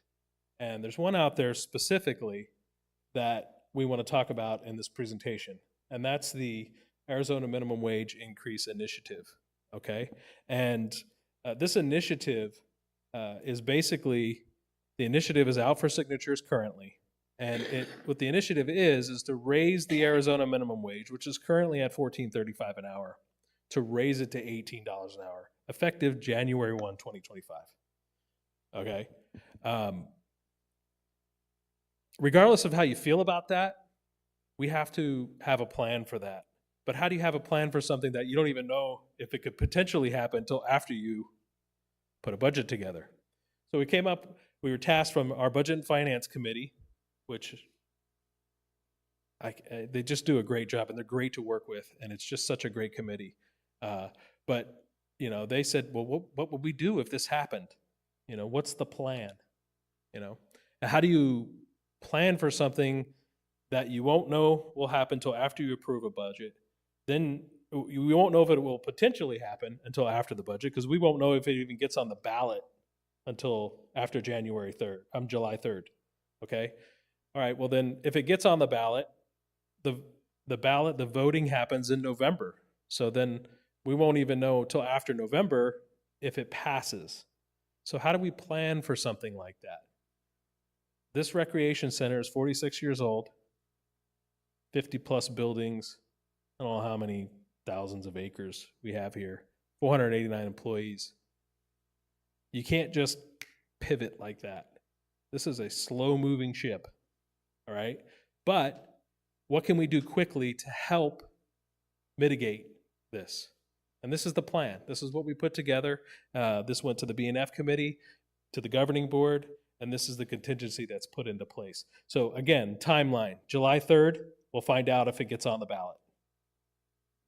November 8th, it'll get voted on. We'll find out if it passes. If it does, January 1, it goes into effect. If that happens, what do we do? Well, the impact of that is significant. Talked about it earlier, 76% of our employees are tied to minimum wage. That means that they're either paid minimum wage or they're at a salary at which minimum wage would create a compression issue. Okay? A minimum wage increase and a $3.65 minimum wage increase would definitely create a compression issue here. All right? So with that said, we anticipate 455 of our employees would be impacted by this. So we would phase this in, okay, into those different job grades that I showed you earlier. But it would impact 455 all the way up to 11 of our 41 salaried positions would even be impacted based on how we would phase this in a structure. That would be to stay competitive, to address compression issues, to make sure that we're on the market and we don't have someone making $18 an hour that has a very limited scope of work and limited responsibility, making just $2 less than somebody that has a ton of responsibility. Because that person's going to say, well, why do I have all this responsibility? Why do I have all these job responsibilities? And that person makes almost as much as me. So we'd have to address those issues. And that would be the prudent thing to do. Now, the impact on the budget is $800,000. I mean, in next year's budget, from January through June, if that happened, we anticipate that would impact us by $800,000, in addition to what's currently in the budget. Okay, so how do we address that? Well, I don't know if you remember back at COVID. I know we try to forget COVID, but essentially, we took measures when that happened. I say we, I wasn't here in 2020, but I know what happened. It put the freeze, right? Said, whoa, we're not going to go spend a bunch of capital. We're going to hold off on everything until we see what happens or until we can plan moving forward. Essentially, that's what we would do here, okay? So the proposal would be to take there's 3 new capital projects. So they're currently in the budget. Now, the governing board still has to vote on what gets approved on those new capital projects. But there's 3 specifically that we know if they do get approved, we can delay and eventually eliminate if it happened. And those 3 items are the Lizard Acres remodel, the library design, and the Coots Court design. So we would wait till, if these get approved in the budget, we would wait till January 3rd and what the results were to see if it got on the ballot. If it got on the ballot, we would wait till November 10th to find out if it passed. If it passed, we would eliminate them. Okay, so that would be $375,000. There's $125,000. If we look at our allowance spend, and we've looked at this over the years, most of the allowance spend is spent on repair and replacement items. So we take a look at that and we go, okay, we can move this up. We should do this. We should align this. Or, oh crap, we didn't get the life out of that we thought we were going to get. We're going to use allowance funds to do that.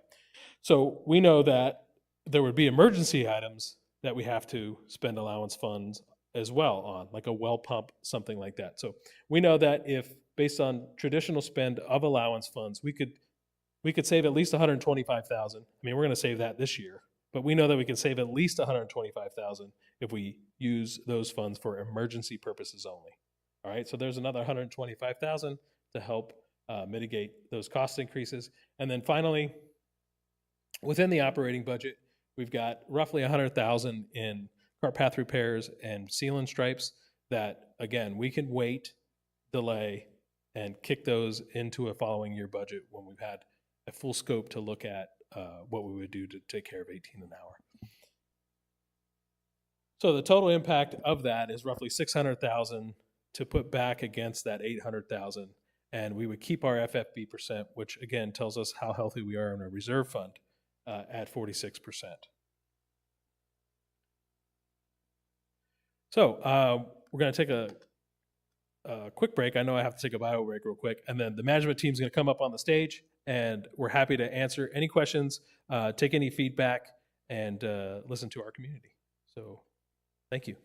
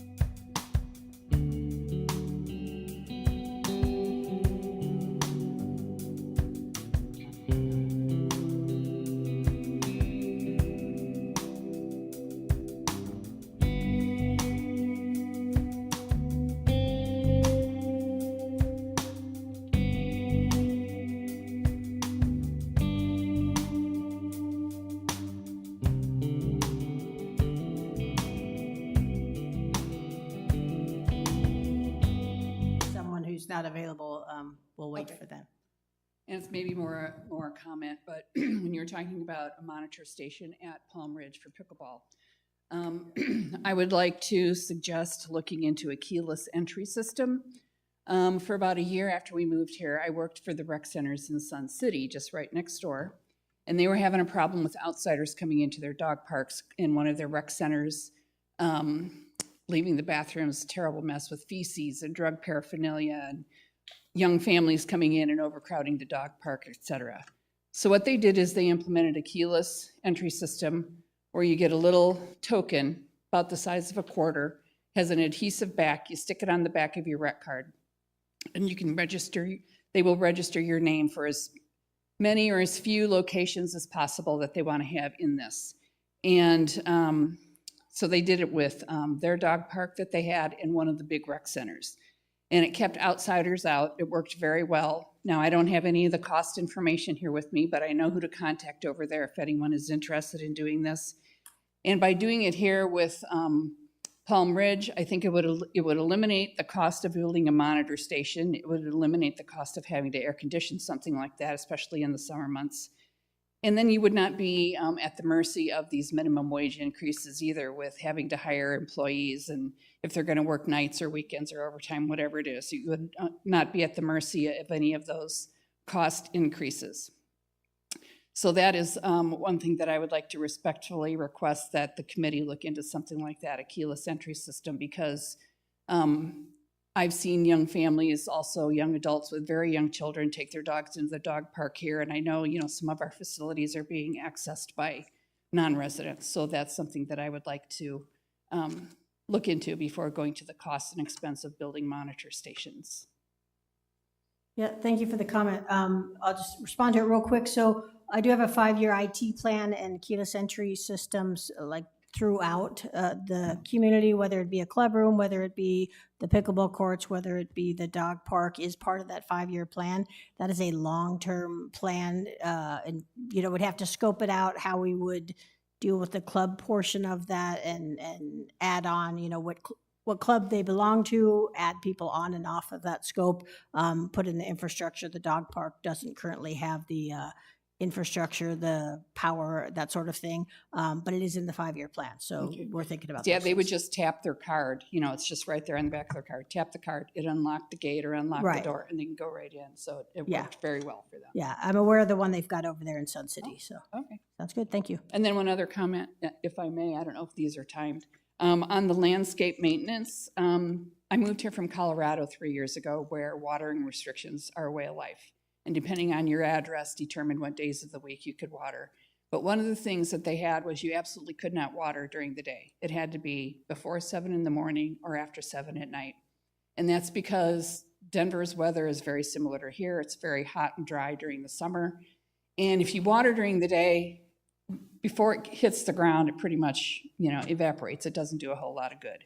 So one of the things that they had was the restrictions on when you could water. So we live along the fairway at Deer Valley Golf Course. And when I see those sprinklers going off at 11 in the morning, it drives me crazy, because I'm just not used to seeing that kind of stuff. And down here in the desert, I think that we could do our small part anyway to do that. Now, I just finished a torch class, and I know that they use non-potable water or recyclable water, which is great.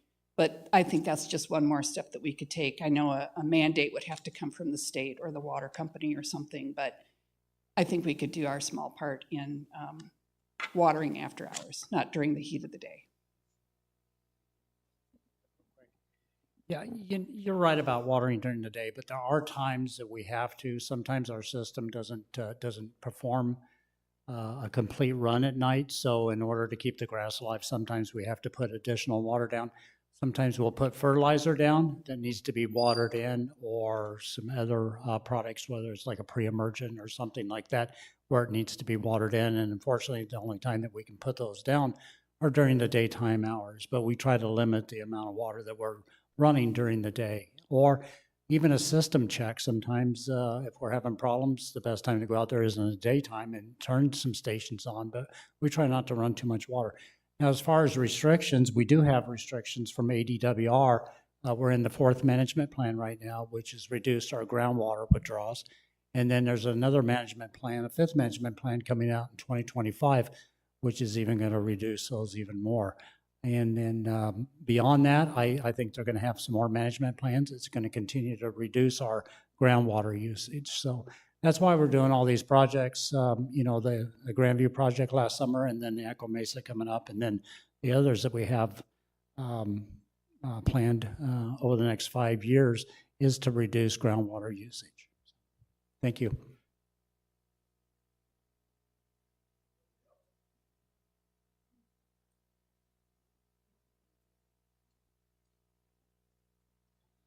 Good morning. My name is Bruce Lees. I've been a resident here for this now coming on 4 years. I'm very grateful to have moved here, and um, I like what I see. I like what I do. I like the number of activities, and I'm very appreciative of the staff and all the work that they put in. I know it's a hard job to sit here and take criticism from members. Um, Everybody's suffering from the way our current situation is with our government and our taxes and increases in inflation, and everybody votes with their pocketbook. Could you put it back to slide 12, please?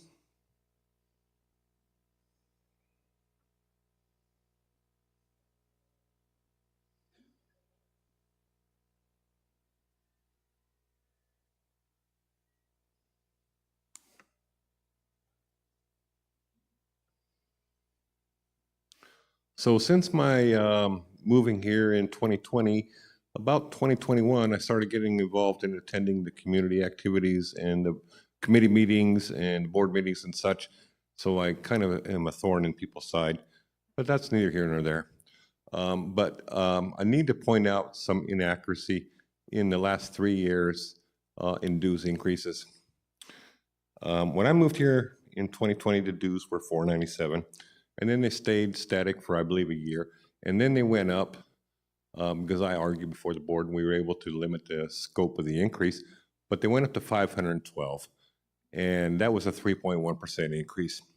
And then the following year, which was last year, they went up 5.1%, not the indicated 2.4%, to $540. And then the expectation is that now, well, maybe I'm speaking out of turn here. 2.4 was for 2022, or is that for 2023?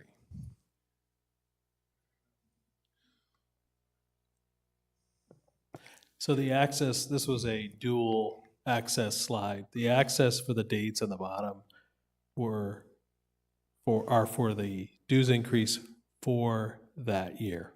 Right, okay. So maybe, I don't want to throw stones unless I throw some at myself again. So I'm assuming that the 2.4 was the $12 increase to 5. That's correct. And then the increase last year, 6.1, brought it from 512 to 540. And then not showing the proposal of another 5.6 for this upcoming budget cycle to 570. Is that correct? It was 509, not 512. So, 509. Yeah, 509. It was a $12 increase. Which was Okay, the that's what it 2.4, was. $12 increase and then the the 540. $31 Okay. on top of that. Cliff, could you please clarify for me what the minimum percentage is of member dues that are attributed or contributed to the APF, or not to the APF, but to the reserve fund on an annualized basis? Is there a minimum dollar amount, or is there a minimum percentage or a maximum percentage? I'm kind of curious, when the member dues go to fund the operational expenses, that you take a portion of that every year and throw it into the reserve fund, correct? Yes. And that was when you were showing the slides earlier, that's that $1.15 million? That's correct. Okay. And is that indicated by bylaw, policy, or direction of the governing board documents? Okay, so we have, in stone, we've got two numbers, two indicators that we have to follow per policy when it comes to member dues. The first number is we can't raise more than 15%. Okay, that's in the Correct. bylaws. Correct. The second number that we have to operate off of, and this is why I always say this, is it's all about the reserve fund. So the reserve fund fully funded balance percent per policy is 40%. We know, again, that we can't fund our capital spend with APF and investment income. We know that we have to have funds left over from operations to also go into the reserve fund. So that's per policy how we fund our reserve fund, but there's no number set in stone that it has to be a certain amount coming from our member dues or from operations. But we know that we can't fund without having some funds coming from operations. And traditionally, if you go back in that 20-year lifespan when we talked about dues increase, before inflation took root, probably for the last 4 or 5 years, we would have a significant portion coming from, a significantly larger portion coming from operations to the tune of roughly, on average, $2 million a year, so double what we're currently budgeting, come from operations into our reserve fund. Now, inflation has really eaten into that number because, again, we're tasked with providing the same services, the same service level in the face of rising costs. Okay, so we have to kind of manage and juggle that to keep the dues increases down as low as we can, at the same time, keep the service levels up and keep our reserve fund funded. So it is a balance, and it is a struggle every year we go through the budget process. And it's a necessary struggle because it helps educate our community as well on what we're doing, and it helps keep us on our toes so that we're communicating what those things are. But those are the only two metrics we have, and that's can't raise more than 15% and fully funded balance at 40%. So there is nothing in the bylaws or anything that would say that if we contribute any excess to the reserve fund, only a portion of it should come from membership dues. In other words, if we have that $1.1 million left over, I don't want to say leftover because there's really no leftovers. We're taking money out of 28,000 residents' pocket every year to fund the organization, either operationally or from future spend through the fully funded balance of the reserve fund. So it doesn't really make a difference where the money comes from as long as we can maintain the fully funded balance at a minimum 40%, but preferably at a higher percentage to give us more room. And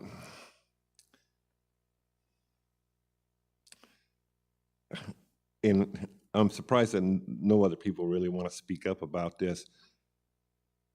I understand, let's take the minimum wage thing off the table. It's just a normal budget year without that consideration. We still have 65% of our money goes to pay wages, benefits, and salaries. We have a 35% increase in our insurance rate, a 15% increase in workman's comp or whatever those numbers were that you portrayed. You know, that's horrendous. I understand we have an aging community here and aging workers, and they're prone more easily to injuries. But you made a mention about that E-mod. Many people are not aware of how that works.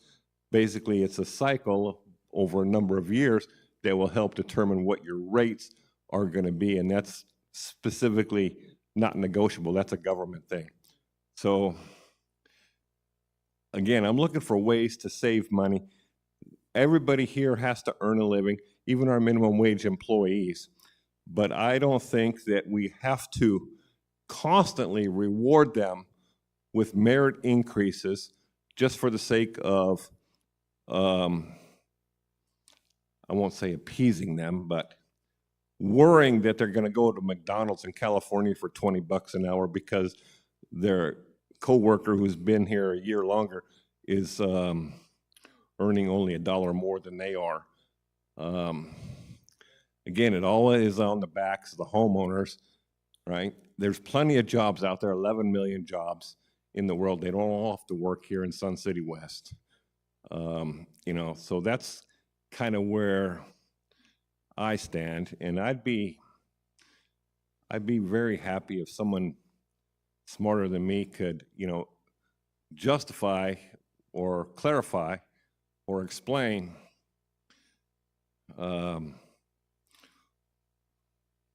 I guess I'll shut up before I make a fool of myself. So, yeah, I do want to respond to that, and I appreciate you kind of pointing it out, because it's a very good question. I think it's the thrust of all of this. I've been here a really long time. I've been out in the community a very long time before I even started working for the rec centers, and we go through this process every year. I asked Cliff to put this slide in here specifically because I think it's the whole point. And I brought out in the very beginning of this presentation that there's communities like the Villages that can artificially suppress dues. And we did that here in Sun City West in 78, 79. Del Webb was able to subsidize golf fees, was able to subsidize dues, keep those prices down. That's not a sustainable model. Let me finish, Mr. Lees. Not a sustainable model, which you can see with the spikes here. And I was here when a governing board stepped up and took the very hard decision to say, we're going to increase those dues because we need to fund a reserve. How frightening it was at the time to not have reserves. That's like not having a savings account and your roof goes bad and you've been spending your paycheck on the day-to-day and now you have nothing in the bank for that roof. That's what it was like.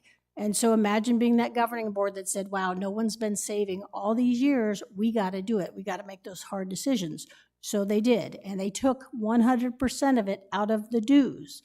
Then they realized, hey, we need this APF. Some of it's got to come out of the new homeowners. So they established the APF, and that was some relief because the whole burden didn't have to come out of the dues. So now they have some balance. And you can see that we were able to start leveling out the dues. Some came out of the dues, a lot came out of the APFs. We started stabilizing. We started coming up with a more sustainable model. Now you want to talk about the employee wages taking out the cost of living, whatever you want to call it. It's not really a merit increase. It is a cost of living increase. There is no additional cost of living increase. That is what it is. So if inflation is going up 5% and employees are getting 2%, you can not give it to them, but it's the same model. Kick it down, kick it down, kick it down. Don't give them increases. 5 years from now, you're not going to have any employees and your wages are going to go up 10% that year. So why not do it all evenly year after year, sustainable model? The residents can plan for it. We can plan for it. Everything gradually goes up. Or kick it down and 2 years from now, everything's going to spike. But what we're trying to do when we plan these things out is come up with a sustainable model. And the Villages are going to have a wake-up call one day. You know, that subsidy is going to go away. Those buildings are going to get older. Those employees are going to start asking for raises, and they're going to be in the same boat. Our model is working. After 46 years, we are in amazing shape. This works. What we're doing works. So we respect that residents worry about their paycheck. We respect that employees don't need that giant raise. They're not asking for that. They're asking for the cost of living increase. And you can postpone it for a year. You can postpone the dues increase for a year, but you're going to pay for it, you know. And if you don't put that money in your savings account, that roof is still aging. So that's the model we're trying to predict here. Okay, thank you. So you made the comparison to the Villages. Well, whether people here know it or not, the Villages is over 200,000 people. They still have land access to purchase. So it's not an apples to apples comparison. Okay, we're landlocked unless we were to acquire Hillcrest for some reason. That would be about the only buildable space available in the community inside the walls. So you're right, they are going to suffer, but they are not like us. And if you took the Villages out of the equation, we would be the #1 in the country year after year. And I understand you have to pay to play, but you made a statement that there are cost of living adjustments that are provided to employees that are mandated by state or federal law. There are wage increases like the Arizona minimum wage, not the one that's the initiative, but the minimum wage increase that raised everybody's wages by an hour. On top of that, the rec centers are giving up to a 3% merit increase. And that's the only thing that I'm referring to, that the merit increase could possibly be postponed, delayed. I understand Cliff mentioned the compression issue, which is, I wouldn't want to be here a 5-year, tenured employee and a new person is only earning $1 less than me. I understand it. I'm all about fiscal responsibility, and I'm in no way insinuating that we are not fiscally responsible. This is a wonderful place to live. I think that the money is being managed pretty responsibly. I just think that there's other ways that we can possibly identify savings so it doesn't become such a burden on the homeowners themselves. Beautiful community. It looks like it was built last year, right? I tell everybody I come into contact with, this is where you want to be. So I'm not bad-mouthing it because I love to live here. But I'm also an advocate for keeping my money mine. That's all I'm interested in. And correct me if I'm wrong, Cliff, but I think those folks that get the minimum wage increase do not qualify for That's right. the 2%. That's correct. So we call it a merit increase because we tie the cost of living increase to merit. It's we evaluate the employee and we dole it out on that. But it's a cost of living increase for those employees who don't get a cost of living increase from minimum wage.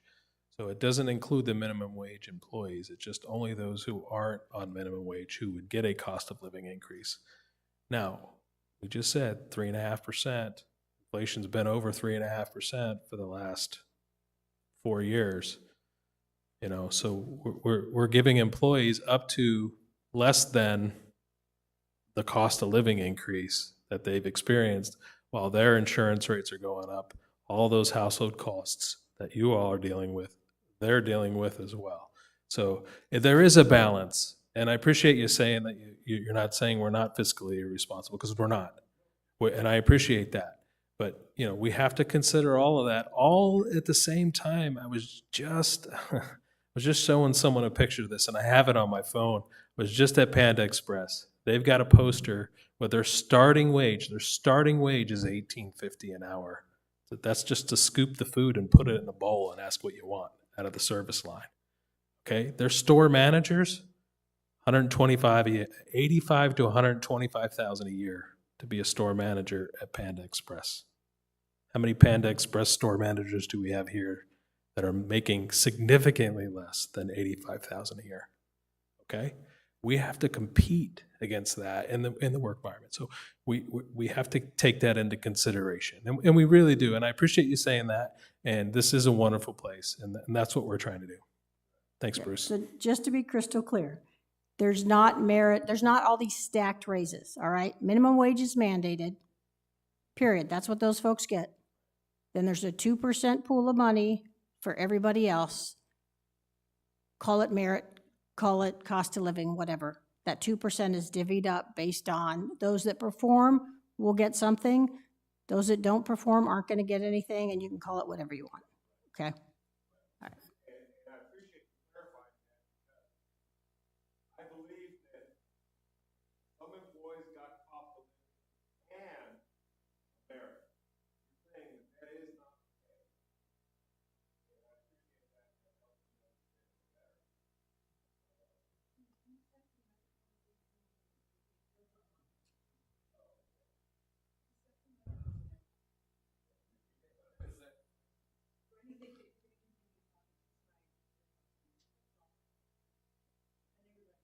So Katie, again, understanding your clarification that not cost of living and merit are determined by the rec centers based upon performance, and it is not two separate raise increases provided to any specific employee or employee group.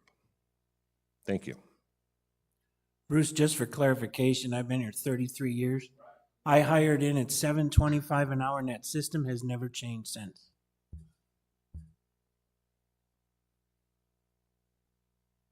Good morning. I'm Lynn Kellis, and I just wanted to thank the staff for all that you do and all of the challenges that you're put up against. I want to talk a little bit about what Bruce was talking about, and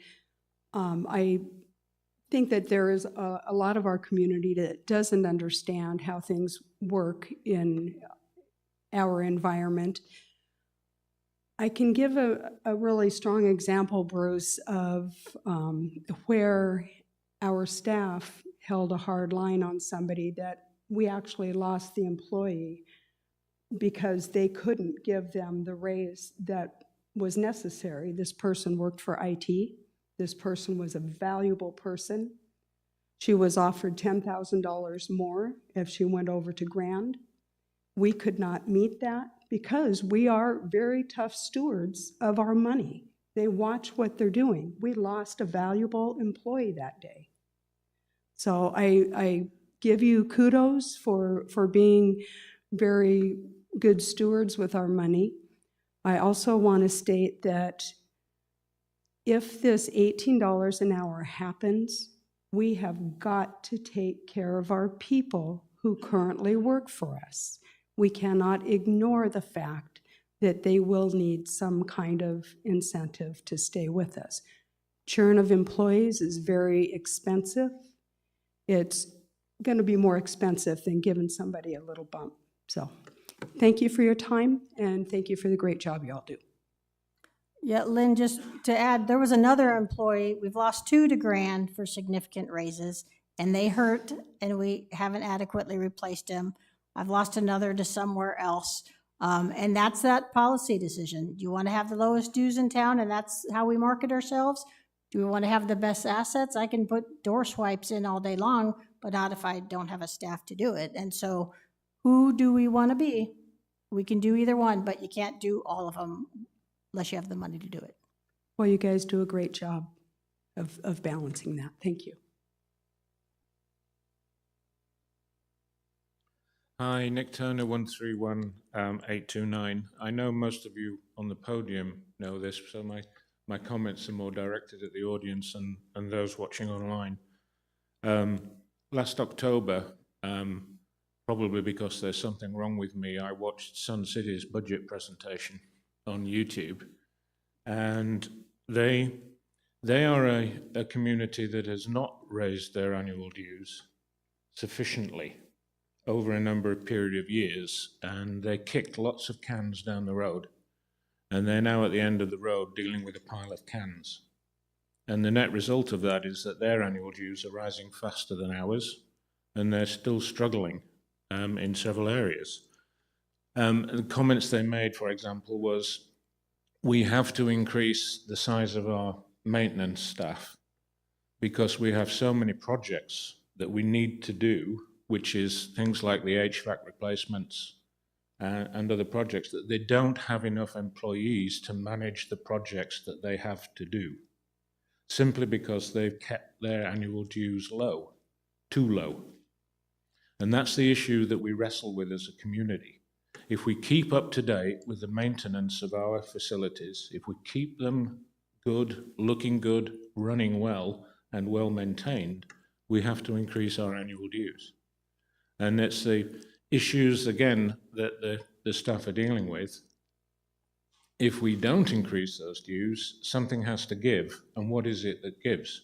People have suggested maybe at certain days we only have 3 swimming pools open, 3 rec centres open, and not 4. Something has to give. The current budget maintains the current service levels. It maintains the current equipment. Over at Sun City, they didn't deal with the compression, as people call it, with minimum wage. Even with our dealing with compression, I understand our staff turnover is something like 22% a year. That's 1 in 5 of our employees has to be replaced every year. That's a huge burden on HR.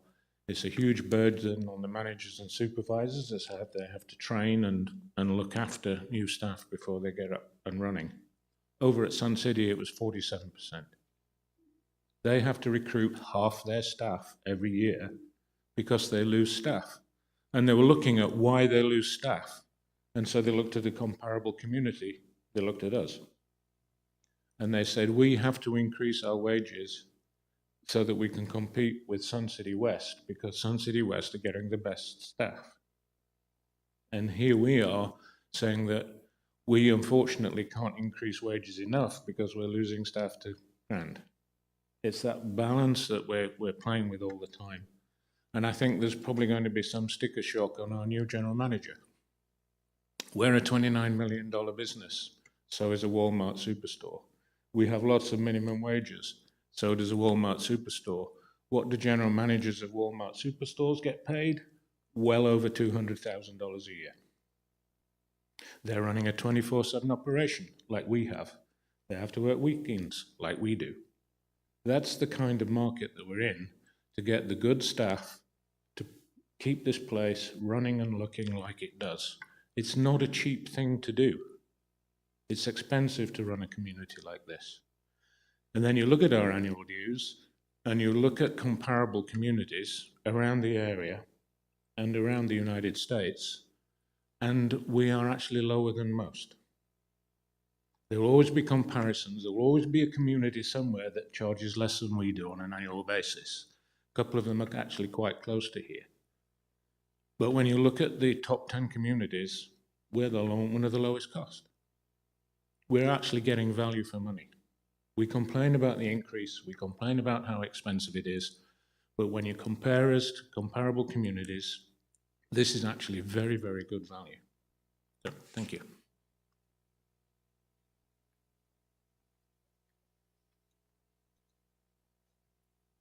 Folks, if there's no further questions, we really appreciate that you came out today and shared your time, heard our annual budget.